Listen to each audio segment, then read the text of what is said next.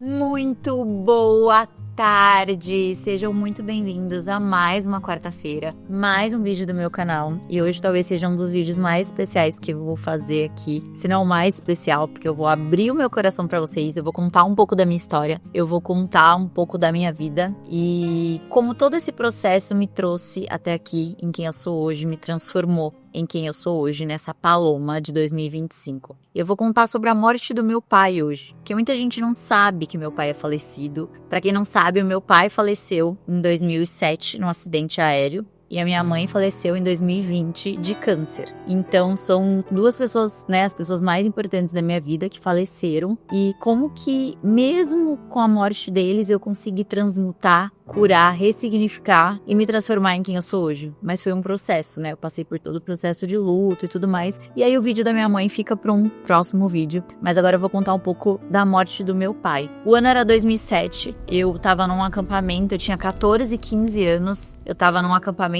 que eu ia de férias, sempre quando eu tava de férias da escola, a gente ia no acampamento, eu tava com as minhas amigas e tudo mais. E aí, o meu pai tava viajando a trabalho, ele sempre viajava a trabalho, minha família é do Rio Grande do Sul, e ele tinha ido numa reunião, minha mãe tinha decidido ficar, pra você ver como as coisas são Deus, porque minha mãe poderia estar com ele naquele avião, então eu ia ter tido menos tempo ainda com a minha mãe viva. Minha mãe faleceu só em 2020. Então eu falo que Deus foi muito bom, porque como eu não tava, ela poderia ter ido com ele, mas ela não foi. E o que aconteceu foi, primeiro eu vou contar o que aconteceu comigo e depois eu vou contar sobre ele. Mas de mim. Eu tava no acampamento e eu lembro até hoje, eu usava umas pulseirinhas, uns colares e algo bem intuitivo, eu nunca tirava. O acampamento em geral não tinha nada de comunicação, né? Você não podia usar o celular, o único meio de comunicação era e-mail. Então a gente falava com os nossos pais via e-mail. Era a única forma de você se comunicar, não tinha TV, então você não sabia as coisas que aconteciam do lado de fora. E aí nesse dia eu lembro até hoje que eu fui tomar banho. E na hora que eu fui tomar banho, eu senti de tirar tudo que eu tava usando. E eu nunca tirava. Eu sei que isso pode parecer pra muita gente, é só uma coincidência, mas como eu não acredito em coincidência, eu não acho. Eu acho que naquele momento eu senti que algo tinha acontecido, porque querendo ou não, a conexão pai e filha, mãe e filha é muito forte, né? Um elo eterno, pra sempre. Então eu tirei tudo e fui tomar meu banho. E aí tudo bem.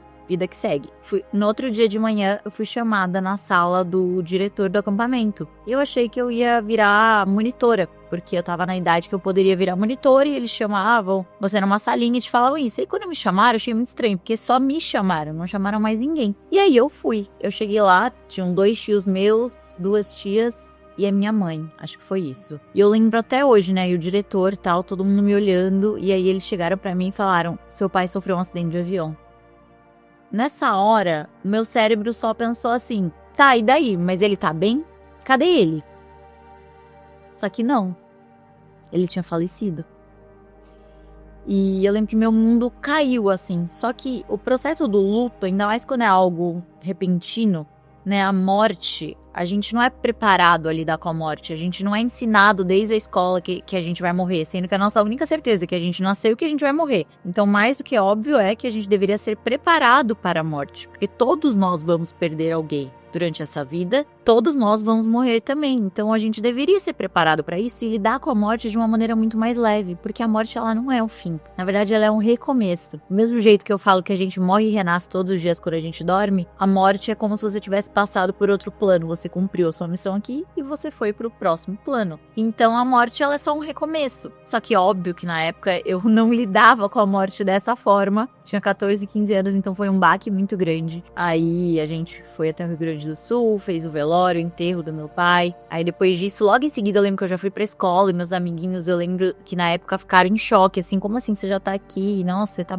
muito bem. Mas o que acontece é que quando você recebe a notícia de que alguém faleceu, você entra em um estado de êxtase, assim. Você fica paralisado. É como se você não conseguisse nem sentir aquilo. Ou você vai chorar demais, ou você vai simplesmente internalizar e, tipo, parece que você tá anestesiado, sabe? Nada como... Assim, parece um sonho que não é real. E é bem isso que eu senti, assim. Foi um choque. E aí eu achava que não era real. Que alguma hora meu pai ia aparecer, né? Eu não conseguia lidar muito bem com isso. Eu não conseguia entender e compreender. 14, 15 anos. Então a minha mãe também deu o melhor dela pra tentar me proteger disso tudo. Da maneira que ela lidou. Porque os meus pais eram almas gêmeas, assim, né? E a gente era uma família muito unida. Então eu sou muito grata a isso. Porque tanto a minha mãe quanto o meu pai, eu sou filha única, a gente era, assim, uma família que eu acho que eu vi meus pais brigarem uma vez na vida por algo algo muito besta e foi algo bem simbólico, que eles discutiram e meu pai ia descer pra pegar o carro e a gente tava sendo assaltado. Então, tipo assim, meio que eles discutiram pra ele não descer na hora que os assaltantes estavam lá. Mas, enfim. Então, eu sou muito grata por ter tido uma família, uma base muito sólida. Apesar de ter tido pouco tempo com cada um dos dois, eu falo que até hoje meu pai me ensina muito mais do que se ele tivesse vivo. Porque até hoje eu encontro coisas do meu pai, eu encontro livros de estudo. Meu pai, ele era espírita e ele dava aulas e tudo. E minha mãe até brincava que era a última encarnação dele, porque ele era muito sábio. Então, até hoje eu aprendo muito com ele, porque às vezes eu encontro coisas dele, ou me falam, ou encontro alguém que conheceu ele, sabe? Então, é muito lindo e muito grandioso isso. E é óbvio que eu choro, que eu me emociono e tudo mais. Mas a morte do meu pai foi realmente um baque, um choque, porque eu tinha 14 e 15 anos. E aí, nisso, a minha mãe fez todo um processo. A gente tava construindo uma casa no interior pra futuramente morar na casa. A casa ficou pronta, meu pai não chegou a morar na casa. E aí, a gente mudou. Eu morei minha vida inteira em São Paulo até os 14 e 15 anos, né? Até a 8ª série. E aí, depois, na 8ª série mesmo, depois que meu pai faleceu, minha mãe tomou a decisão da gente mudar pro interior. Eu não sei porquê, eu acredito que por segurança também, né? Ele não tava mais lá e era o sonho dele aquela casa. Foi construída, acho que demoraram uns 2 anos pra ser construída. Então, não é a casa onde eu moro hoje, mas... enfim, ainda é minha. Aí a gente se mudou. Só que nisso eu fui pra diversas escolas. Eu fui pra 3, 4 escolas em, sei lá, 2 anos, sabe? Era muito confuso tudo, porque eram novos amigos. De repente o meu mundo caiu, né? Naquela fase de adolescência, os amiguinhos e tudo mais. E tudo mudou. Então eu tive processos também com o meu peso, que eu fiquei muito magra. Depois eu tive anorexia, depois compulsão alimentar. Então eu tive diversos distúrbios de imagem também com tudo isso. Os choques e os traumas que a morte do meu pai e da maneira que foi, me trouxeram como adolescente. Eu acho que cada fase da vida você lida de uma maneira. Naquela idade eu não tinha muita consciência do que estava acontecendo, então eu digo que eu não sofri o que eu sofri, tanto que quando a minha mãe faleceu, eu senti a morte dela e do meu pai juntas, porque parecia que eu não tinha vivido o luto do meu pai de maneira correta, acho que por ser muito nova, então eu não consegui sentir, né, da maneira que era pra sentir. Mas agora, contando do meu pai. O meu pai, ele faleceu no acidente da TAM, em 2007, no dia 17/7 de 2007. E eu falo que hoje o número 7 é meu número da sorte. Na verdade, desde esse dia eu já dizia que o meu número da sorte era o número 7. Porque me remetia ao meu pai e fazia lembrar ele. E ele tinha ido, como eu falei, né, no começo do vídeo, ele tinha ido fazer uma viagem a trabalho. Só que ele adiantou o voo. E é muito louco isso, porque eu conheço pessoas que perderam o voo, eu conheço pessoas que mudaram o voo, eu conheço pessoas que têm parentes que estavam naquele voo, então a vida ela traz, né, diversas pessoas e situações para nossa história também, e tudo tem meio que uma ligação, mas eu acredito muito que tudo tem um propósito de ser. Eu acredito que era pro meu pai ir, que era para ele estar naquele avião, que senão isso não teria acontecido. E é o que aconteceu? Ele adiantou o voo dele, e a minha tia, que estava na reunião com ele, conta até hoje que ela tem uma cena muito fixa dele. A empresa ficava no aeroporto, então ela lembra dele, o elevador fechando a porta e ele muito ansioso falando: eu vou pra casa, eu quero ir ver a minha mulher, a minha mãe, porque eu tava no acampamento, eu vou mais cedo pra casa. E aí nisso, a porta fechando e ele indo pro aeroporto e ela ficou. E isso foi muito simbólico, porque ele foi lá e ele adiantou o voo. Então era pra ele estar naquele voo de alguma maneira. E eu não sei se vocês sabem sobre o acidente, mas o acidente da TAM, o avião chegou a pousar e quando ele pousou em Congonhas, ele bateu, né? Ele não conseguiu frear, então ele explodiu.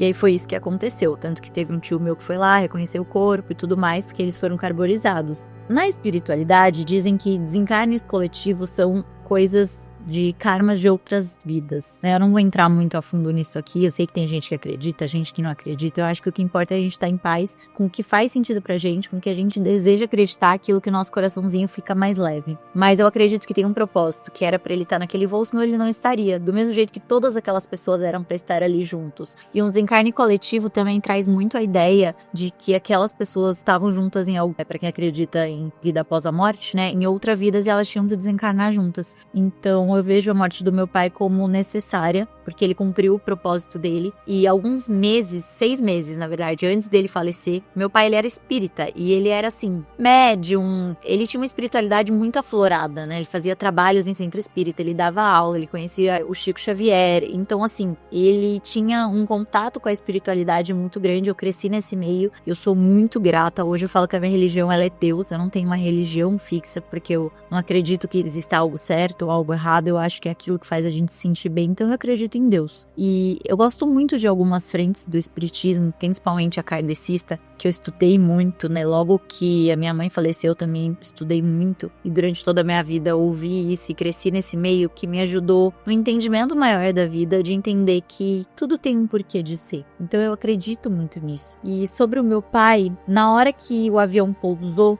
eu lembrei disso agora. Na hora que o avião pousou, a minha mãe me falou que ele mandou uma mensagem pra ela avisando pousei ou cheguei, algo assim. Um SMS, né? Acho que era na época. Porque quando pousa, você consegue ligar seu celular um pouco antes de ser permitido. Eu não sei se isso é real, se isso não é, enfim. Mas o que eu sei é que depois a minha mãe contou que na hora que aconteceu, do mesmo jeito que eu tirei as minhas pulseirinhas, ela ligou a TV e viu o acidente. Quando ela viu o acidente, ela ligou pra minha tia, uma das irmãs dela, e falou: meu marido tava nesse voo, liga a TV. E até me emociono, porque a conexão era tão forte de nós três. Tão forte que a gente sentiu mesmo, sabe? Enfim, a gente sentiu, porque é coisa de outra vida, assim. Eu não tenho do que reclamar da minha família, o que dizer. Eu realmente cresci num lar que eu até brinco. Eu até brinco que o meu padrão é muito alto, né, de relacionamentos e tudo mais. Porque eu cresci num lar de muito amor. Tanto da minha mãe, quanto do meu pai, enfim. Um lar...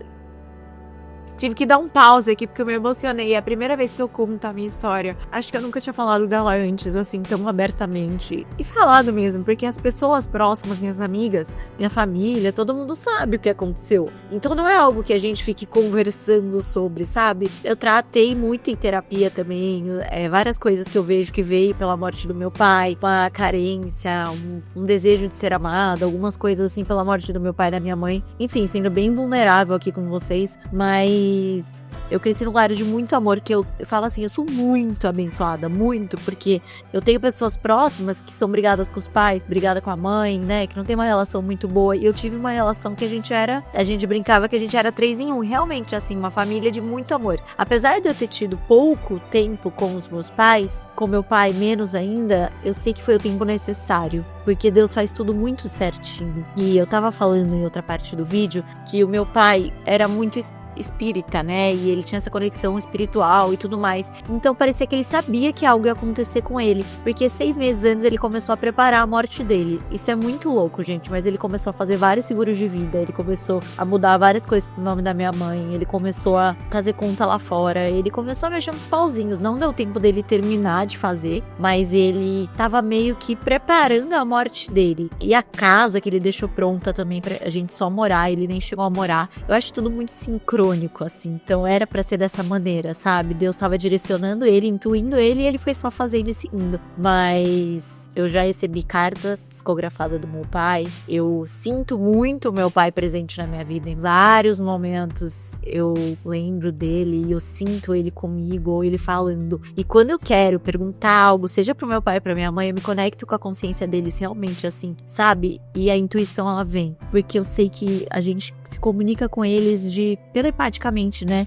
De outra forma, com níveis de consciências. Então isso é meio complexo de entender, de falar nesse vídeo, mas é muito lindo quando você transmuta e você entende a vida, entende que a morte é só um recomeço para algo muito maior. E eu vejo que a morte dele me transformou em quem eu sou hoje, porque eu tenho muita coisa dele, eu tenho muita coisa da minha mãe, mas eu tive que identificar qual era a minha personalidade, quem era a Paloma, e não o que eles esperavam de mim, porque foi criada uma expectativa muito grande. Tanto que eu fiz faculdade faculdade de administração porque o meu pai falou a vida inteira que eu precisava fazer administração e trabalhar na empresa da família. E aí eu fui pra esse lado, mas não porque era o que eu realmente queria. E hoje eu sinto que eu tô aqui abrindo meu coração com vocês, que eu posso ajudar outras pessoas a transmutarem a dor dela, né? Pessoas que perderam pai, mãe, avós, irmãos, filhos. Então, ajudar a passar por esse processo de luto e pra você ver que a gente renasce na dor. Eu falo que é como se fosse a fênix, é morrer pra renascer. Então eu chego lá no fundo do poço e eu renasço várias e várias vezes da minha vida. E você também tem esse poder de fazer isso com a sua vida.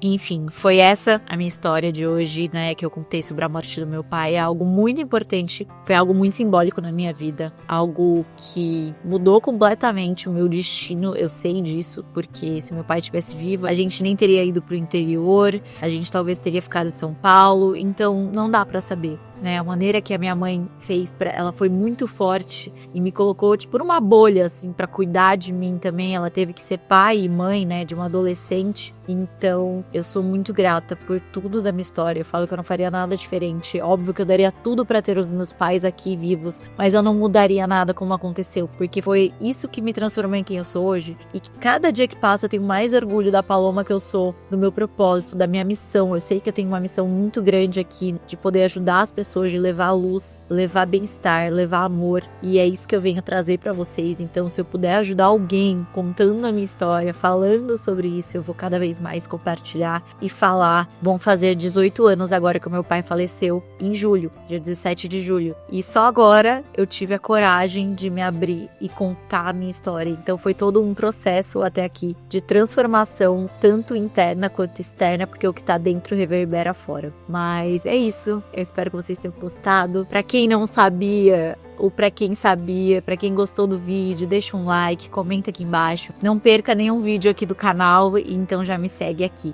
tá bom? E em outro vídeo a gente vem aqui que eu conto um pouquinho mais da minha história, falo da minha mãe também, como foi a morte dela, todo o processo que eu passei depois da morte dela, e vários outros fatos que aconteceram na minha vida que me transformaram em quem eu sou hoje. Tá bom, meus amores? Espero que vocês tenham gostado. Um beijo e até a próxima quarta-feira.